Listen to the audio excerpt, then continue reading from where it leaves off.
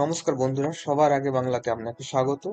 তো আপনারা সবাই জানেন এসআইআর 2026-এর ফাইনাল ভোটার লিস্ট বেরিয়ে গিয়েছে। তো আপনি কিভাবে চেক করবেন এসআইআর ফাইনাল ভোটার লিস্টে আপনার নাম আছে কি না?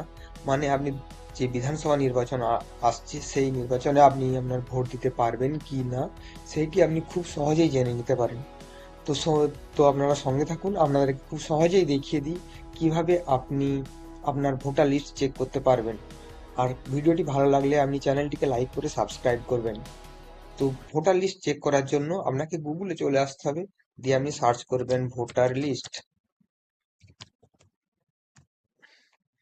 লিস্ট চলে আসার পরে আপনি যে রেজাল্ট দেখবেন সেখানে গিয়ে আপনি যে কোনো একটি লিঙ্কে যাবেন। দুটো সেম ওয়েবসাইটই দেখতে পাচ্ছেন, তো আপনি এইটাতেই চলে যান। ভোটার লিস্ট voter.eci.gov.in, এটাতে আপনি যান। যাওয়ার পরে আপনি এই লিঙ্কে চলে আসবেন।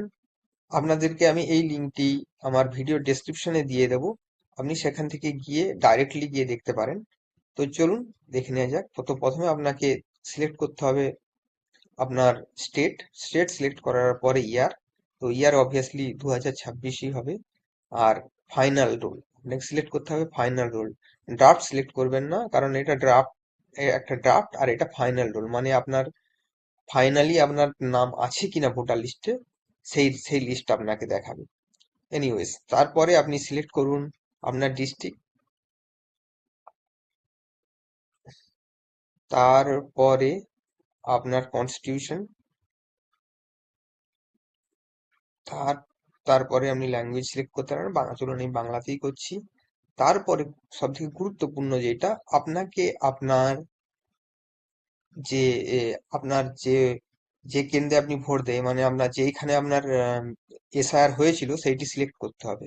মানে ইউজুয়ালি এগুলি কি হয় না, যেখানে গিয়ে আপনি ভোট দেন সেই স্কুল বা সেই জায়গার নাম আপনাকে এখানে সিলেক্ট করতে হবে। তো চলুন আমি আমারটা সিলেক্ট করে নিচ্ছি।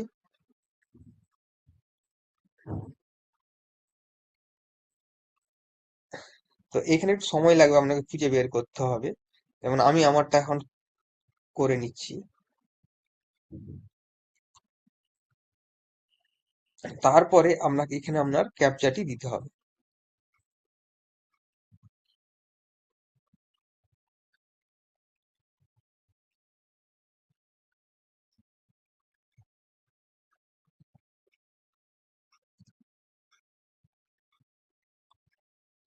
তারপরে ডাউনলোড সিলেক্টেড পিডিএফ,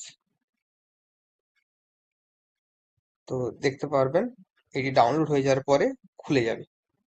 তো আপনি যদি এখানে এখন যদি দেখেন, তো আপনার বেরিয়ে যাবে আপনার সমস্ত কিছুর অ্যাসেম্বলি। তো আপনাকে দেখুন, তো আপনার যে কেন্দ্র আছে সেই কেন্দ্রের ভোটার লিস্টে সমস্ত নাম আপনার বেরিয়ে গিয়েছে।